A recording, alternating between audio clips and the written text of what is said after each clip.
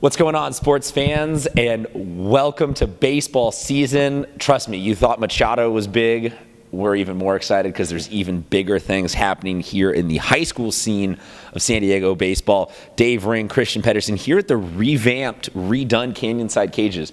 Now, I personally am very sad that the scoreboard is not behind us anymore. But Dave, no longer here. Ton of work put into this place. It looks pretty fresh. Yeah, it's been a hard two months of work, but like you can see, it's completely revamped. We have a gym here now, and we're loving it. It's been awesome. They've got a fitness-specific instructor available here for that. So is it Canyonside Cages? Where can everybody find you and all the great things you're doing here? Yeah, so for me, canyonsidecages.com. Our gym is uprushathletics.com, and we have 2 trainers that work here daily and to meet your fitness goals, whatever you need.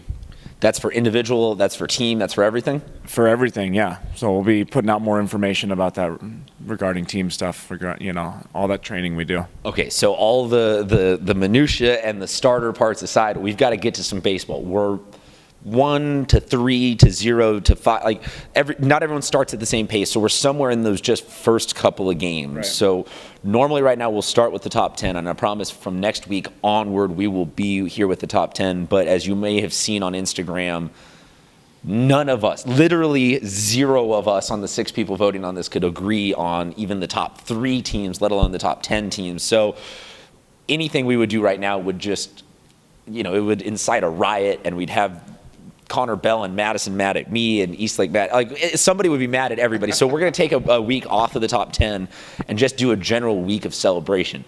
That being said, though, we tweeted out last night that the segment Dave's Dingers would return.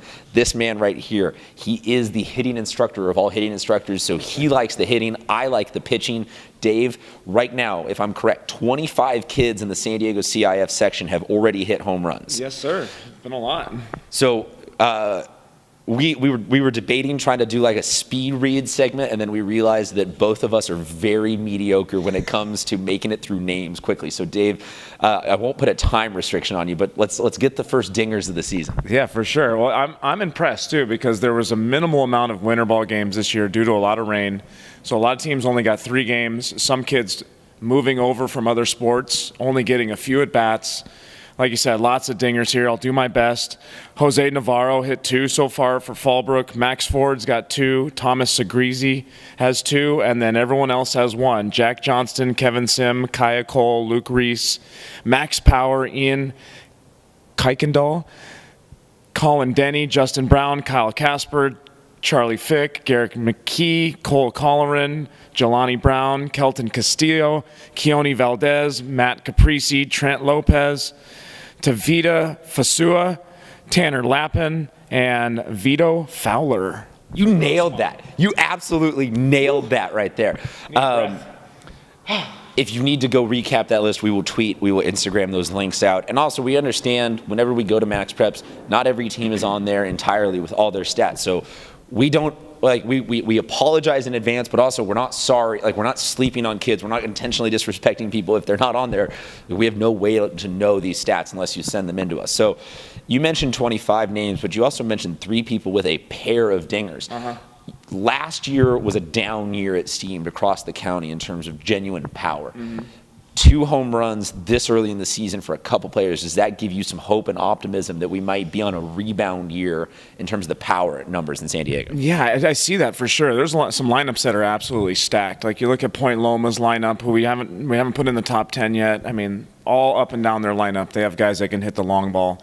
Torrey Pines, Eastlake, who Keone Cavaco already hit a home run that I didn't mention in the list, but there's a lot of teams that can do damage. And like I said, I think the rain has put a damper on some guys getting hot right away. And I think we'll see that as some of these teams are playing 3 to 4 games this week right now, which is going to give the hitters a chance to get ready, get their timing back, and go for those dingers. Now, I like the pitching. I personally, even with the best of tutelage that he could offer, was no better than a Mendoza line hitter. So I had to switch over to pitch at some point in my career.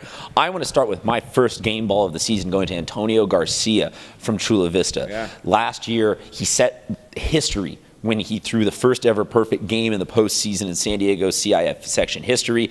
He's already started this year off with a no-hitter, one-walk appearance against San Marcos, which is a team that Dufek has turned into a perennial top 10 type power up there. They are great at one thing usually, and that is hitting. So for Antonio Garcia to come up there and no-hit them early in the season, that's huge for Antonio personally, to kind of back up and validate his perfect game. But also, man, oh man, every single year, Chula Vista, they are just like no downside with not realized upside. And that team, again, could be in the mix this year to just be dangerous. You catch them at the wrong time, and they put a huge speed bump in your season. A couple other game balls that I want to give out. Granite Hills earlier this week beating Cathedral Catholic. Yeah. Granite is a school that, 2 years ago champs. Last year, I think a lot of expectations that they feel like they didn't meet. So to come back early and beat a ranked team like Cathedral Catholic is huge. Got to give a lot of love to Santa Fe Christian. They beat Canyon Crest, but Cole Roberts is specifically what I'm going after. He went 4 for 5 with 4 RBIs in that game. And this is a team, Santa Fe Christian, this year that finally feels like they have all of the pieces all on the same level. They don't have a good senior with an upstart sophomore class, kind of like they had last year. They just didn't quite have everyone on that same level. Right now, with Bryson Hashimoto and Cole Roberts and everything at that squad that they have, SFC very, very dangerous this year.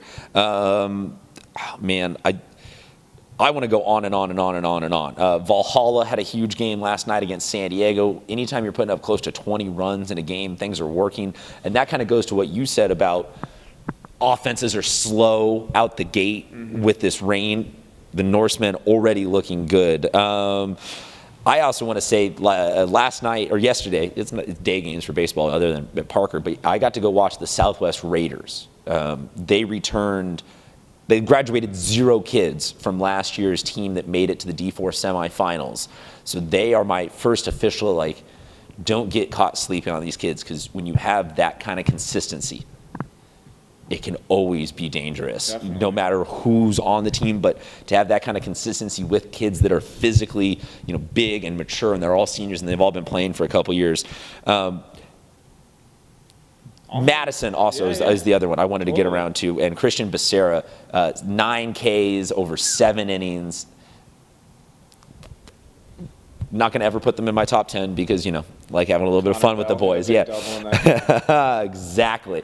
But yeah, so those are a couple of my game balls. Dave, I know you have a couple of teams that you want to talk about. Yeah, I'll hand out a couple more team game balls here. Scripps Ranch beating Torrey Pines, 4 innings, 1 hit pitched game by Carter Foss. Lights out in his first start of the year. And doing that against Murderers Row at Torrey is very impressive. And Ethan Babcock-Berry has had a couple clutch hits. They also beat CCA. Scripps Ranch also beat CCA. So, they're sitting pretty to start the year with a couple big wins and impressive ball by them to start the year. And you posted, or SD Prep Insider posted, that Hilltop beat Poway 4-2. That is a humongous program win for Hilltop. They are always the underdog against teams like that, and it's huge to get a win like that, confidence booster, because they're going to be playing teams like that all season. They also play RB. Huge. They had lost to RB the first game of the season, 18-0. Yeah. So to bounce back with 4-2 win over Poway. I think that's a huge win for the program, and something that might be, where they set the tone for the season on a win like that. So great job for those guys. And then I'll pass out the rest of my game balls.